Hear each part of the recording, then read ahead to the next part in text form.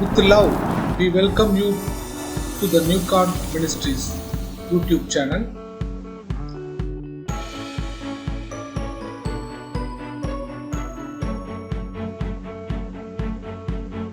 Dears, through this video, using the scriptures of the Holy Bible, we will learn about what is baptism, when it is given or received, and is it necessary to change the name of a person when baptized?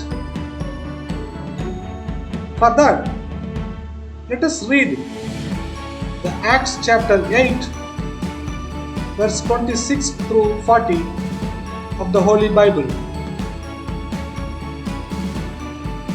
Now an angel of the Lord told Philip, "Get up and go south on the road that leads from Jerusalem to Gaza. This is a deserted road." So he got up and went. Now there was an Ethiopian eunuch who was a member of the court of Candace, queen of the Ethiopians. He was in charge of all her treasures and had come up to Jerusalem to worship. Now he was returning home, seated in his chariot and reading from the prophet Isaiah. The Spirit told Philip, "Approach that chariot and stay near it." So Philip ran up to it and heard him reading the prophet Isaiah out loud. Philip asked, "Do you understand what you are reading?" The man replied, "How can I unless someone guides me?"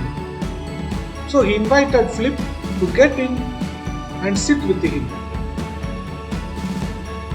This was the passage of scripture he was reading. Like a sheep, he was led away to be slaughtered, and like a lamb is silent before its shearer, so he does not open his mouth. In his humiliation, justice was denied for him. Who can describe his descendants? For his life is taken away from the earth. The eunuch asked Philip, "I ask you, who is the prophet talking about? Himself or someone else?" Then Philip began to speak, and starting from this scripture, he told him the good news about Jesus. As they were going along the road, they came to some water. The eunuch said, "Look, there is some water. What keeps me from being baptized?" Philip said, "If you believe with all your heart, you may." He replied, "I believe that Jesus, the Messiah, is the Son of God." So he ordered the chariot to stop, and Philip and the eunuch both went down into the water, and Philip baptized him.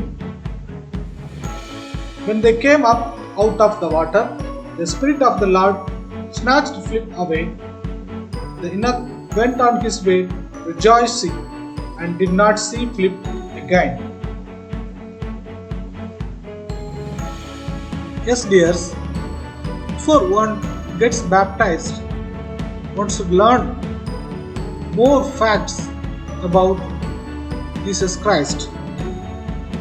Like, who is Jesus Christ? How was he formed in his mother's womb? How was he born? What he did on the earth, why he did, how he did. What was done to him in the earth? How he died? What happened to him after he died? How he rose again from the dead? What he did afterwards? Where is he now and what he is doing? Will he come back to the earth? Why and how he will come back? How we can know that Jesus Christ is going to come back to the earth, and how can we know when he is going to come back to the earth? After all this, a person needs to acknowledge and accept with the whole heart that Jesus Christ, the Messiah, is the Son of God. Then one gets baptized. Dears, let us have some question of thought.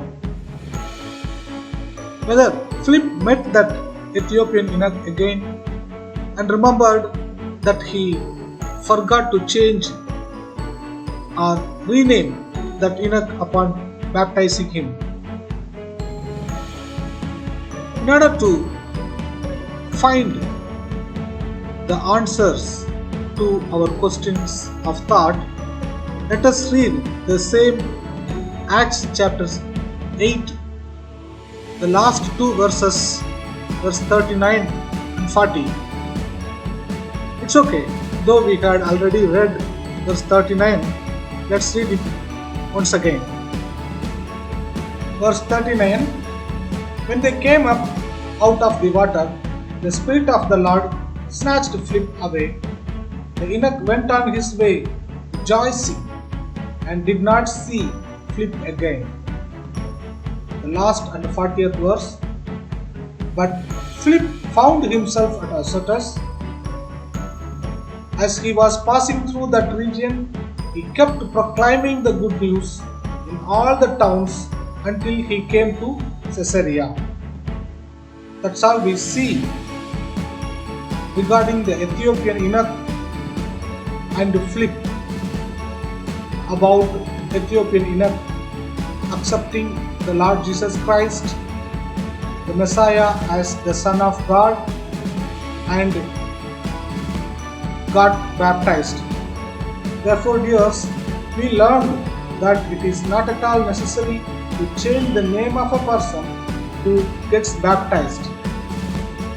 And while giving baptism to a person, no preacher, father, or a pastor of any church needs to overact to change the name of the person who gets baptized, or to add a prefix name, middle name, or suffix name to the person who accepts the Lord Jesus Christ, the Messiah, as the Son of God and gets baptized.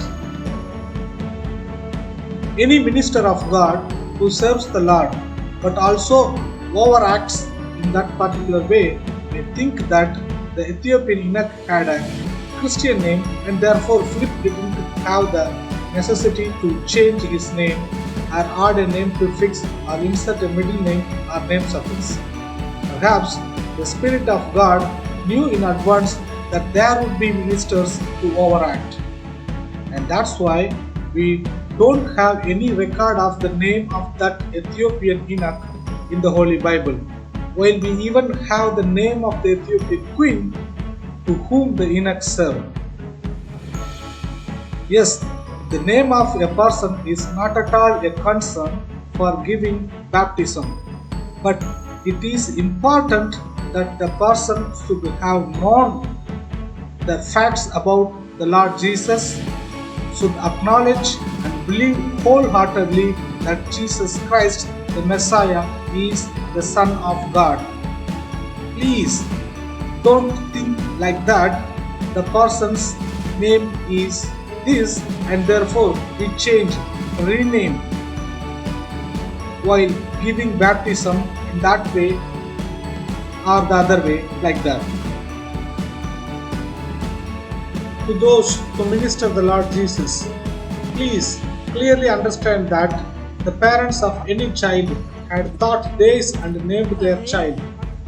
Therefore, don't have your mind set ready to change the name or rename in any ways a person who comes to you for getting baptism. Realize that such your overacts are losses to Christ. There are certainly many, if not some souls, who knew that we change the name or rename while baptizing, and they fear or hesitate to get into the church and fellowships. Otherwise, even though they continue to come, they hesitate to get baptism. You who minister the Father God and our Lord Jesus Christ, follow the Acts of Apostles as described in the scripture of the Holy Bible. Learn how they ministered the Lord Jesus, baptized the people, and helped the baptized people to receive Holy Spirit. By such right acts, you would greatly benefit to the Lord Jesus Christ, and obviously your ministry will be raised. Thanks to all. You may send your comments and questions which rise in you by email.